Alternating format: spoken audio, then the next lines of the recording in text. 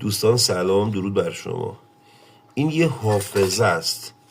ببینید حافظه 512 مگابایت، یعنی نیم گیگ حدوداً. حالا ببین این قطعه این حافظه برای کی بوده، برای چه سالی بوده که 512 مگابایت آپشن بوده برای خودش. اون موقع LG هم هست. حالا پشتش هم یه برگه داشت کندمش، میخوام باز کنم، اینو باز نکردم، اینو گفتم با هم باز کنیم.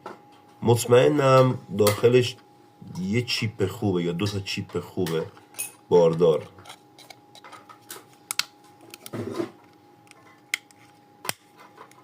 خب